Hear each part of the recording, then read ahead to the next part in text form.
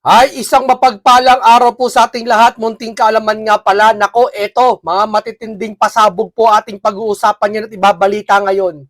Na talagang eto po, talagang ilang araw na lang po bago isagawa ng INC ang rally. Na balita po talaga ay maraming gustong sumama. No? Ang ipinataka ko lang po mga kaibigan, yung mga administrasyon, sila yung mga administrasyon, sinasabi ng iba sa kanila, yung mga opisyalis ng iba sa kanila, na guni-guni lang daw ng mga vlogger o iba pang tao na sumisisi sa gobyernong ito. Ibig nyo palang sabihin, maliban sa INC rally, sa mga tao sa social media nagkakanya-kanyang saloobin. Ano yung mga troll? Hindi mga troll yun. Ha? Yung mga tao nagbibigay sa loobin, yung mga opisyalis, troll yun. Ha? Lahat na lang binayaran. Gusto nilang palabasin mga kaibigan. Gusto nilang patunugin. Ang sitwasyon ngayon ay wala naman talagang problema. Ang sitwasyon ngayon under control na. So sa madaling salita, yung mga lumalabas sa tao, ngayon para ipaglaban yung tama, yung pa ang nagiging mali. Tama, mali. Yun pa ang nasinisisi ng nila. Wala, alma, tulad na lang ni Senator Dante Marcoleta, na gusto niyang hindi sa panghihimasok bilang isang senador ng Pilipinas, gusto niya makibahagi sa investigasyong ito at yung galing niya, maipakita niya na mahuli niya yung big fish, galit lahat sila. Ganon din lahat ng gustong mag-imbestiga sa flood control na to anomalya, kinagagalitan nila lahat. Kung ano-ano yung busisi, mga sari-saring kwento ang binibintang nila. INC, ginaganito nila ngayon. Nasa spot ngayon, nasa top ang INC. Yung INC, sari-saring pangungutya ang ginagawa nila sa leader ng INC. Ano ba ginawa sa inyo ng leader ng INC? Bakit ba gigil na gigil kayo? Kasi hindi kayo nagkakaroon ng kaisahan sa inyong mga relihiyon. O ano man relihiyon ay naaniban nila, no? Hindi sila nagkakaisa siguro. No? Bakit? Siguro kahit sa sandang taon, hindi nila kayang pagkaisahin. Ang INC nagkakaisa, hindi yan mga uto-uto. Noon pa man, ang doktrina niyan iisa. Kaya umanib yung mga yan sa iisang pasya, sa iisang leader, sa iisang layunin, sa iisang tinig, sa iisang boses, sa iisang pandinig. Yan ang tatak ng INC. Kaya ibig niyo palang sabihin ng mga to, uto-uto daw mga INC. Mali. Nagkakaisang tinig sila ngayon, nagkakaisang diwa sila ngayon. Dahil yung doktrina nila, dahil yun ang kanilang matagal na doktrina simula pa sa umpisa. Kahit sa panahon ng Panginoong Jesucristo. Kahit palagay natin ang INC hindi siya biblical. Palagay natin. Yung panahon pa ng Jesucristo, panahon pa ng mga apostol, ang lahat nagkakaisa. Hindi yung nagkakawatak-watak dahil ang Diyos galit sa watak-watak. Ibig nyo palang sabihin, ang ginagawa ng INC ngayong pagkakaisa ay hindi ginagawa ng unang Kristiyano? Utos niya ng unang Kristiyano na magkaisa kayo sa isang layunin. May iisang pasya, may iisang paghatol. Apostol, tinuro yan. At ang mga apostol, tinuruan ng Panginoon Diyos sa pamamagitan ng mga espiritu sa mga pangitain, yung iba pang propeta. Nagkakaisa, yan ang ina-adapt ng INC ngayon. Hindi nag-iisip yung mga kalaban. O pues, maiwanan tayo dyan. Doktrina kasi yan ng INC na pagkakaalam natin Okay, ano ibig sabihin? Ang INC ngayon nagkakaisa po dahil ang bayan ngayon talagang kitang-kita naman mga kababayan, yung puso nyo naman buksan yung mga pink. Hindi naman para kay Sara to Huwag nyo na isipin, eto ba halimbawa ba, kung si Sara pala hindi nakaupo, halimbawa nakaupo ngayon si Bam, okay, si Risa. Malamang papabor kayo sa gusto ng INC. Tama, di ba? Kasi alam nyo papalit yung Vice President. Alam nyo kasi ganito kasimple yan Yung nangyayari sitwasyon ngayon, naasar na ang taong bayan. At isa sa mga parte ng taong bayan ay ang INC. Di ba? Ibig sabihin, sila ang kikilos, sila ang magsasalita sa boses ng bayan na to. Tapos sisisihin nyo? Sabi niya sa isang nakita ko sa lahat ng ayaw sa sitwasyon ngayon sa INC, ibig sabihin ayaw ng kapayapaan. Ayaw matuklasan ang mga anomalyang flood control.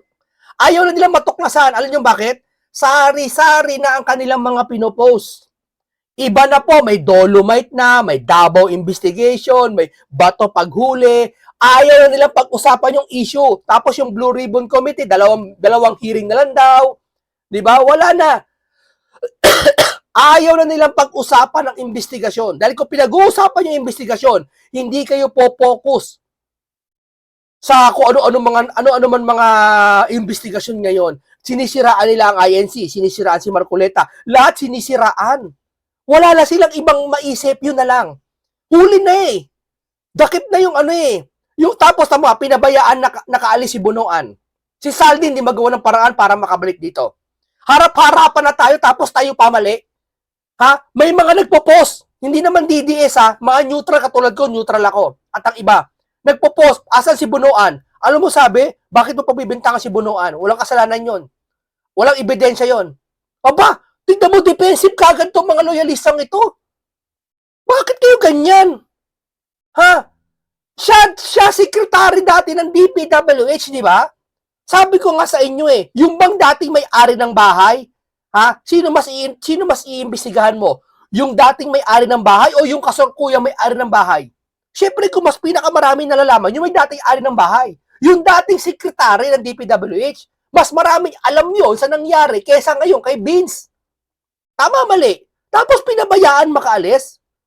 Tapos okay lang sa inyo pag sinita kayo ng sino man, member man ng INC o hindi, o DDS man o hindi. Sa bagay, yung mga pink, hindi naninita yan. Kahit garapalan ng harap-harapan nila na mga administrasyon, garapalan na, tahimik sila. Tahimik pati senadorang babae, tahimik. Yung gusto maging presidente, tahimik. Di ba? Pati si Trilling, tahimik. Tungkol dyan. Nakapokus sila sa Duterte. Di ba? O ito, panoorin mo natin to kay Amy. Panoorin natin to kay Amy. Count na yung marit.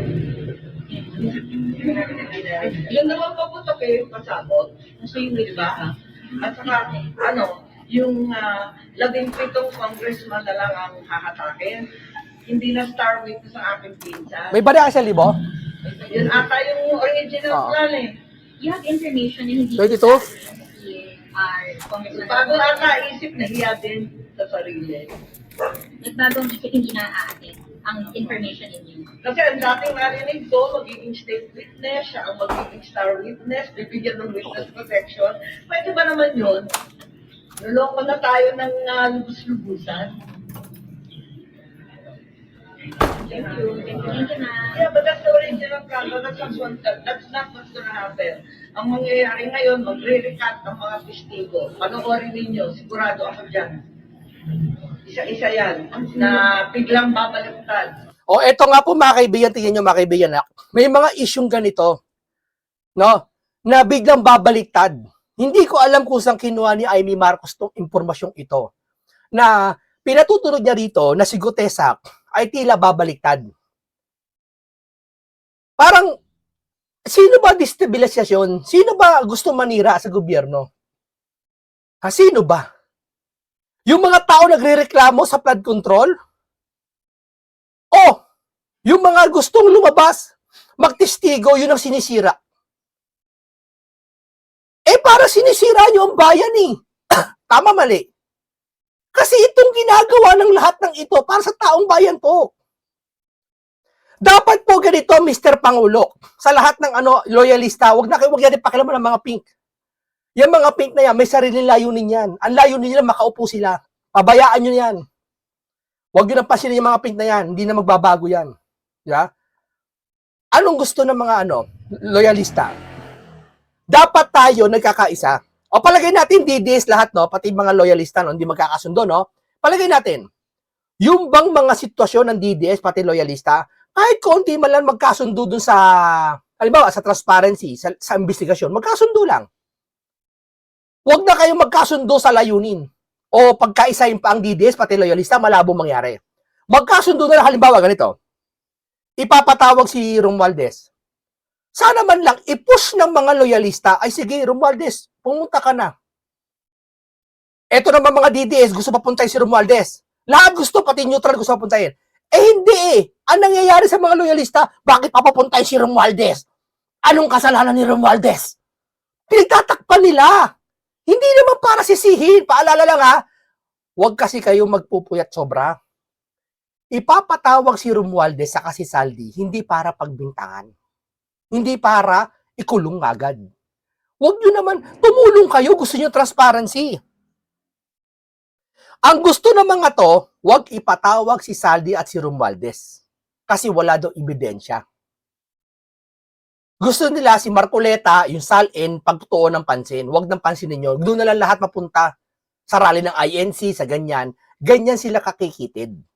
Kung kayo nakikipagtulungan para sa taong bayan, ganito gagawin nyo. Turuan ko kayo. Halimbawa ako, BBM loyalist ako. Romualdez loyalist na rin ako kasi pinsan niya. Tama? Ang gagawin ko, makukulit tong mga DDS na to. Sige, ganito na lang. Lahat uudyo ka namin si Martin mismo na, Martin, Saldi, bilang kami mga loyalista ng BBM din lahat kami. Naniniwala kami sa inyo, inosente kayo. Pumunta na kayo sa hearing para matapos na. Kayo mismo mag-uudyok sa mga tao na yun na pumunta sa hearing.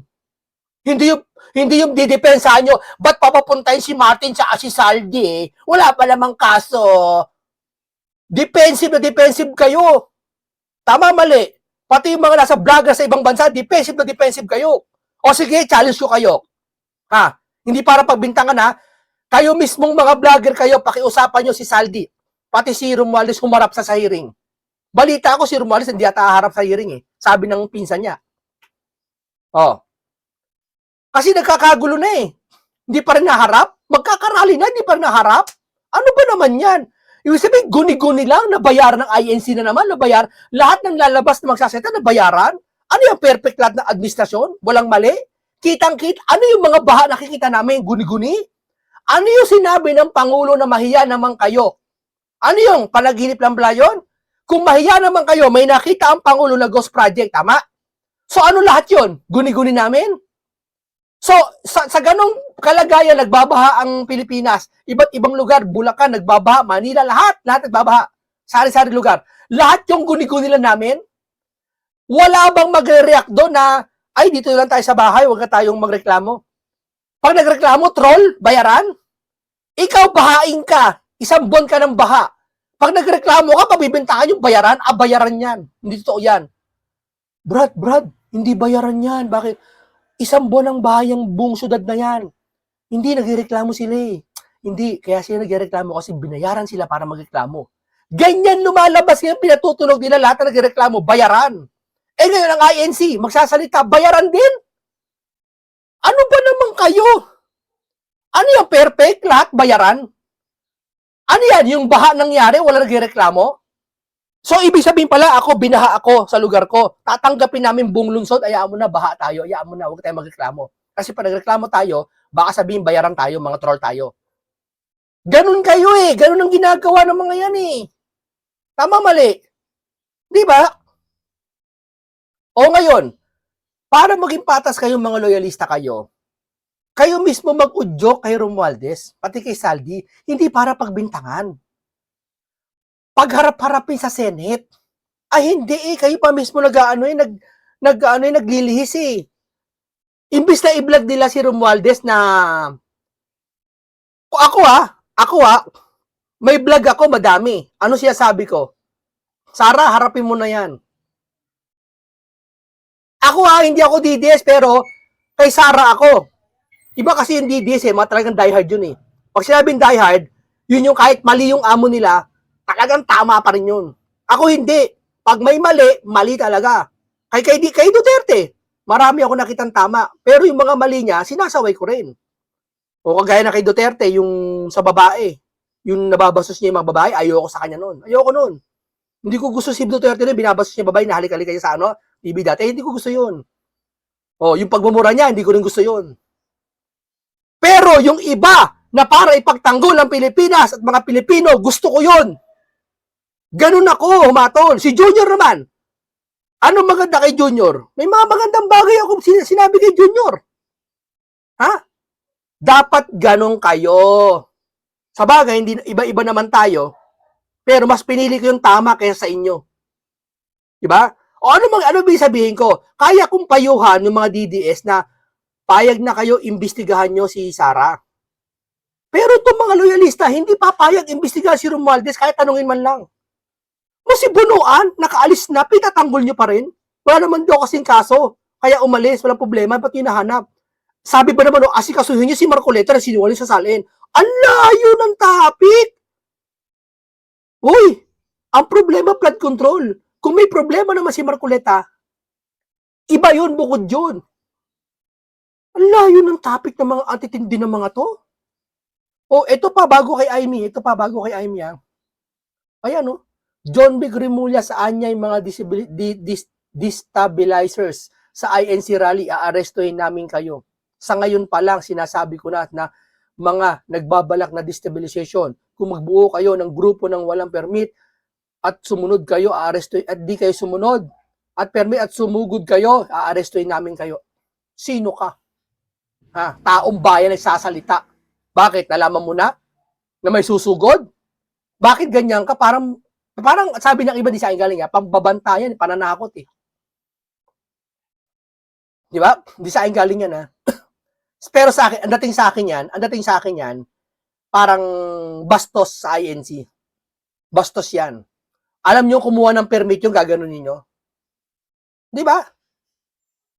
Bakit yung alam mo September 21 yung mag-rally ng iba't ibang katwiran? Yan kasi ang katwiran ng INC, Transparency for Democracy. Hindi yan mahahati kung sa dalawa na etong INC, ibig sabihin, sisigaw ng iba, itong kabila, sisigaw ng pareho. Ng iba rin sa sinisigaw doon, ang INC, kung ano pinagbili ng kanilang leader, yun ang kanilang gagawin. Kung Transparency Democracy, yun ang gagawin nila. Hindi eh. Yung sumugod yung September 21 nag-rally, hindi kayo nagaganyan. Di ba? Anong nangyari sa Mindiola? May natumba, may nasaktan, may nagkagulo. Naggaganyan ka ba, Remulla? Ngayon, INC nagaganyan talagang, bakit mo ginaganyan sila? Sige nga, sino pinatanggol mo? Halal ka ng bayan, ha? Ano ka? Pasahod ka namin, ha? Sino kinakampihan mo? Ha? Dapat wala kang kinakampihan sa sitwasyong ito. Magpaalala ka, hindi yung parang ganyan ang boses mo. Ibang tinig yan, ibang tinig yun. Saan niya, magdi-destabilizer sa INC rally, aarestuhin namin kayo. Eh parang dito siya sabi ng iba, parang tinatakot ang INC. Di ba? Eh sa bagay, hindi naman natakot ang INC. Takot, tingin ko lang, ha? Hindi naman natakot ang INC. Sabihin ko sa inyo. Di ba? Sa katwiran, hindi naman natakot sa katwiran. Ha? O, opinion ko yan, ha? O, ito pa, basahin natin. Talagang, itong mga to talagang nililihis. Ayan, no? INC warrant of arrest ni Bato, katawa-tawang diversion. Ako pa, sa akin diversion naman eh. Asa, hindi mapakita yung warrant na saan? Na meron ba? Wala. Meron o wala? Ha? Sa ako meron man. Ha? O sige, bakit yung dadalhin sa ICC? Sa dahig? Lahat na lang dadalhin ng mga Pilipino doon. Si Bongo dadalhin doon. Si Sa dadalhin doon. Sino pa dadalhin nyo doon? Ha? Ipinapahiya nyo bansang Pilipinas sa mga yan? Palagay natin si Bato na mababang uri ng tao, no? Palagay natin wala akong pakialam kay Bato, wala akong pakialam kay Sara, wala akong pakialam lahat sa lang yan, sa mga didis, wala akong pakialam. Ibig nyo pala sabihin, dadalhin nyo yung mga yan sa dahig para ibaba ang Pilipinas? Sino ba yung mga yan?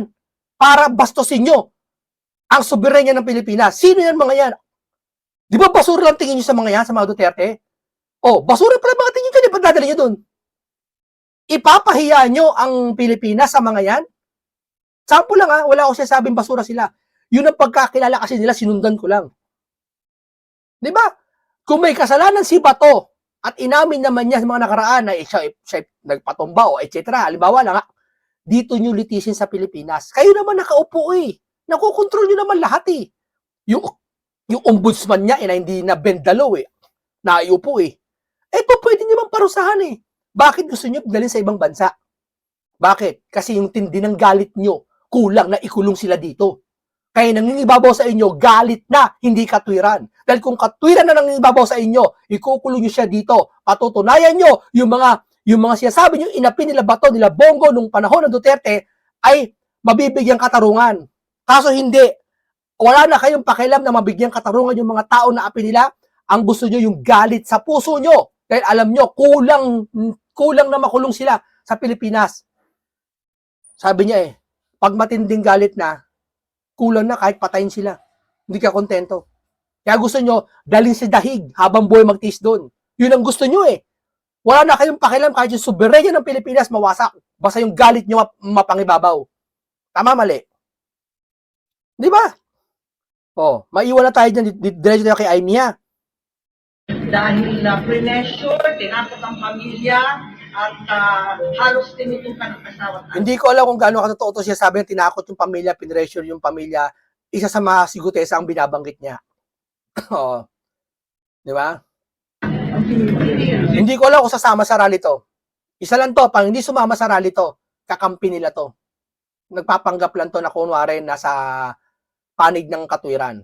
Pag hindi ka sumama sa rally, sabihin, talagang doon ka kay Junior talaga, kapatid mo. Dahil ako naniniwala ako, ito isang magandang ehemplo si Amy para sa akin, ha. Bibigyan kita ng magandang ng deduction. Naguguto ako kay Amy, bakit? Maski kapatid niya, pati pinsan niya, talagang binabakbakan niya. Walang kamag-anak, walang kapatid. Parang katwiran ni Erap dati. Walang kumpare, walang kamag-anak, walang sino-sino-sino. Ewan ko kung nangyayari yun. Pero yung kay Amy ngayon, walang kamag-anak, walang pisan-pisa, nakikita natin nangyayari. Kinakalaban niya si Romualdez ngayon, no? Hindi ko alam kung script lang, ha. Pero nakikita natin, kinakalaban niya ang kapatid niya. So, ibig sabihin, walang kapatid-kapatid. So, ito yung ginagawa ng INC na pinansisisi nyo. Na, kesyo binabalik yung issue ng INC, tinitibag yung INC, na yung kapatid daw ng nanay daw ng leader na tiniwalag. Yun na nga ibig sabihin ng isang leader, eh. Walang sinisino-sino. Kahit kapatid niya pa nagkasala, alisin niya. Kasi ang INC, isang iglesia yan, isang kawan yan. Sumasampalataya sila na kawan yan. Kung sino man nasisira sa kawan na yon, maging lasinggero ka o addictus ka, titiwalag ka. Walang sisinu-sinuhin doon. Porket ba kapatid? Ay, kapatid naman yan, wag mo na. Unfair doon sa iba. Gets nyo? Halimbawa, ganito. Ako leader ng grupo. Lahat tinitiwalag ko, lahat ng masama. Lahat na bawal uminom. Nakita ko uminom to, titiwalag ko. Tapos yung nanay ko umiinom, di ko tinitiwalag. Unfair yun sa mga tiniwalag ko. Ibig sabihin, hindi ka totoo. Ititiwalag mo rin yung kahit kapatid mo, kahit asawa mo yun. O maski ikaw, sarili mo. Ibig sabihin, totoong leader ka. Yan ang meron sa INC na wala sa inyo. Di ba? Kaya ang laki ng inggit nyo. Talong-talo kayo kahit sa simbahan nila, ang dami na. May kurakot daw INC, binayaran ng INC. Binayaran pa siya, sabi nyo. Alam ko, isang samba niya, 1 bilyon ng kita. Hindi mali yung terminong kita. Abuloy. Pero mo ilang beses samba yan sa isang linggo? 4. Magkakaibang oras pa. Ang daming member niyan. Tapos sasabihin nyo, babayaran magkano? 120 million daw. Yung kay Sara pinaghati-hatian daw, 100 million. No? Ang payat ng 100 million mo, boy. Ang payat ng 100 million mo. Kita ng INC sa isang linggo, 1 bilyon. Yan, ha? Yan ang nakikita ko. Storya ko yan. Pero may katotohanan medyo. Kasi nga, sa dami ng member nila. Sa dami ng member nila na inuobliga daw na maghandog. Bugok! Doktrina yon, nasa reliyon mo yon, nasa reliyon din yun. Sa palibasa, sa reliyon nila, hindi sila nagkakaisa, eh. Hindi sila naghahandog sa reliyon nila, eh. Kaya yung simbahan nila, bubulok-bulok na, eh. Ito to lang. Real talk lang to, ha. Alam na ninyo kung sino yung pinakamatindi ang testimony. Sino Tessa, ma'am? Kasi pinakamabigat ang kanyang testimonya. Dahil doon, may personal knowledge at matapang na ibinunyag ang lahat. Talaga naman, pinasok ng todo-todo ang mga pobre testigo. Hindi tama itong gawa. Ang dami ng ginagawa nila alibay, no? Sa flood control, no? Wala na. Wala na talaga itong patutunguhan na to. Ang dami nilang kalokohan sa flood control na to. Ayaw nila matapik talaga si Romualdez at si Saldi. Biruin mo, loyalista, ha? Tinanong lang ng isang hindi naman DDS, no? Isang grupo, nasa si Saldi. Binakbakan ng mga loyalista, ba't mo hinahanap si Saldi? Wala namang kasalanan yon. Wala pa namang investigasyon, wala pa naman napatunayang kasalanan yon. Bakit? Porket ba walang investigasyon, masama bang tanungin ng tao? Halimbawa, ikaw ang namumuno dati sa appropriation. Ikaw namumuno. May nagka-aberyak insertion. Wala bang kaming karapatan tanungin ka? Saan napunta yung pera? Anong ginawa sa pera? Hindi ka naman pagbibintangan, na. Wala ba? Ganyan sila humatol. Bawal tanungin sila. Hindi niya pagbibintangan, eh. Ganyan sila. Kaya si Saldi, todo tanggol sila. Diba? Kahit makaalis ng bansa, okay lang. Si Bato mawala lang sa Senado, ipopost ng mga pinklawan sa kanang mga loyalista, nagtatago daw si Bato. Isang araw na nawala yun sa Senado, ha? Ay, anya, may ICC warrant na kasi, nagtatago na si Bato. Pero si Saldi, ilang buwan na nakaalis, si Bonoan, nakaalis na doon, wala sa kanila. Ay, wala yan, ganun-ganun. Bah, ang tindi ng mga to. Yung aeroplano ba yung helicopter? Helicopter ni Saldi, nakaalis na doon ng bansa. Sabi, hindi daw ibibenta yun. Huwag kayong mag-alala kahit nakaalis ng bansa, hindi na may ibibenta yun eh. Anong pakialam namin kung nakaalis yun o hindi, na ibibenta yun o hindi? Ang katwiran nila ganito, nababalitaan ko lang yung daw helicopter ni Saldi, nabalitaan, nakaalis na daw ng bansa. Tapos, sinilip yun, bakit nakaalis? Siyempre naman, di ba ba't nakaalis? Kaduda-duda helicopter ni, paano niya nabili yun? Baka pera ng taong bayan ginamit doon, di ba? Isipin ng tao yan. Ba, tanggol ng mga loyalista sa ng mga pink. Alam mo sabi? Bakit? Okay na, umalis yung helicopter. Hindi naman niya ibibenta yun eh. Pugok, may sinabi ba sila ibibenta yun? Hindi dito tinatanong kung ibibenta yun. Wala silang pakialam kung ibibenta yun o hindi.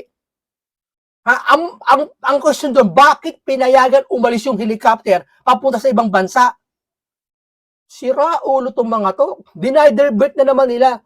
Tapos, makikipaglaban. Hindi nga nila ibibenta yun. Ano pakialam mo kahit umalis yung helicopter? Hindi nga, wala kaming pakialam kahit ibibenta yun o hindi. Ang pakialam namin, bakit nakaalis yung helicopter? Diyan sila talo eh. Oh. Sorry. Intention po ba na po pagtakpan dun sa mga... Syempre, klarong-klaro talaga. At alam naman namin na may iba pang mga testigo na pinipigilan na magsalita at ayaw kong bidalhin. To clarify, Sa palagay ko, kahit ano pang mag-recant dyan, kahit ano pang mangyari, kahit si Gutesa man at yung iba pang Marines ay magbaligtaran. Di ba sinisiraan na siya, nakumpisahan na peke daw, yung nag-notarize, nag-notify daw, kung ano-ano ang sinasabi. Wala naman naniniwala na sa inyo. Linilin lang ninyo ang sambayan ng Pilipino. Pero ang Pilipino, hindi na po magpapaloko. Tama. Ma'am Amy, maniniwala ako sa ng tuluyan pag sumama ka sa rally. Hindi naman pampolitiko yun eh. Lahat pwede sumama dun eh. Kahit si BBM pwede sumama dun eh. Yeah?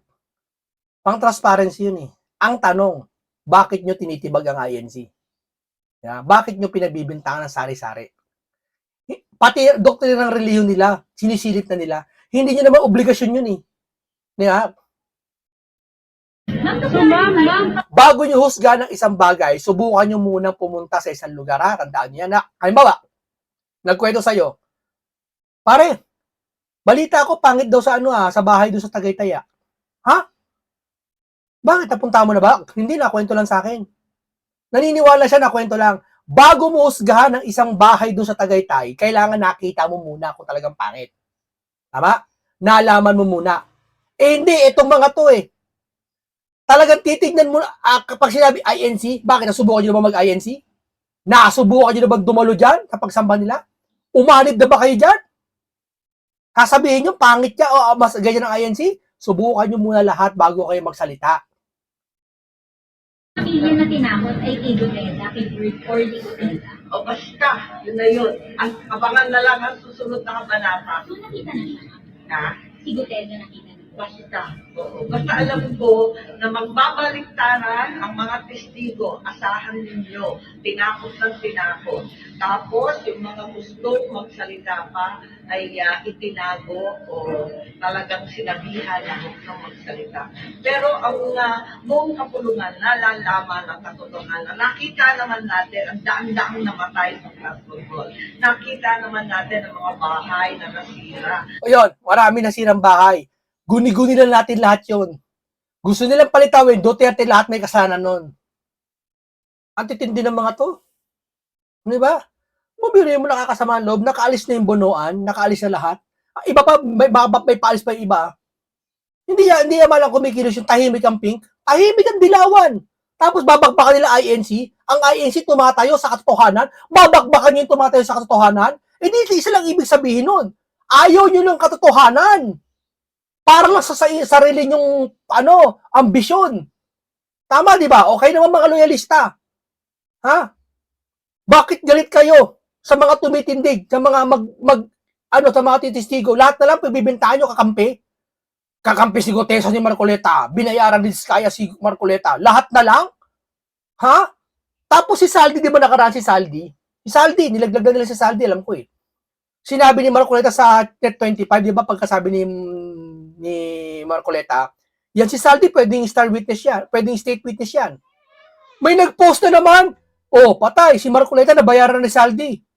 Titindi talaga, lahat ng tutuga, sabihin nila kakampi ni Marcoleta. Grabe to mga to. Halimbawa, si Saldi bumaliktad niya, nagtumuga, tapos sasabihin nila, si Saldi bumaliktad na, nag-BDS na. Ganyan mga kakikitig dyan mga yan. Huwag lang matuklasan yung baho nila. Alam naman natin ang katiwalian at kilala natin ang mga mukha ng mga gumawa. Ma'am, sino yung nasa likod ng pananakot? Sorry. Nasa likod ng pananakot. Oo naman. Sino?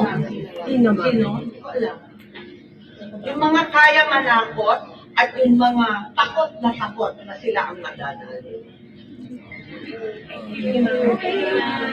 Ito lilinawin ko lang yung kay Remulla, asa na ba? Papakita ko yung ito to. Ito ayon sa nababasa ko sa comment, puntahan nyo na lang ang balita ngayon sa social media nila. Basahin mo yung mga comment. Doon ako nagbibigay ng komento. Ang sabi dyan, mga INC, nagpo-post dyan, nagpo-comment dyan. John Vic Remulla sa anyay mga destabilizer sa INC rally, aarestuhin namin kayo. Bakit ganyan siya magsalita, sabi ng mga nagko-comment. Ako personal ako lilinawin ko kay Remulla. Hindi maganda yung sinabi mo, sir. Bakit? Unfair. Hindi mo sinabi yan doon sa mga mag-rally noong September 21. Na alam mo, iba-ibang tao yun. Iba-iba pinaglalaban no, may Sara resign, may BBM resign, may ganyan-ganyan, may Basiganda pa nga eh. Hindi kayo seta ng ganyan. Ng ganyang kadiin. Ngayon, alam mong INC, wala namang history na nagkagulo. Ba't mo gaganituhin? Diba? Nakakasama ng loob to, sir. Hindi sige, pagpalagay, balat sibuyas na. Pero sir, nakakasama ng loob yan, sir. Hindi mo ba? Sa ngayon pa lang, sinasabi ko na sa mga nagbabalak ng destabilization, na nagbuo kayo ng grupo ng walang permit at sumugod kayo, arestoy namin kayo. Tignan mo mga salitaan mo na yan. Di ba? Di ba? Nakakasama ng loob. Parang ganito katumbas niyan, sir, makinig ka. Pumunta ka sa isang bahay. Alam nila mapagkakatiwalaan ka. Doon pala sa pinto, sinabihan ka na. Sabihan na kita, huwag kayong magnanakaw dito Pag may nakita ako magnakaw dito, kukulong ko kayo.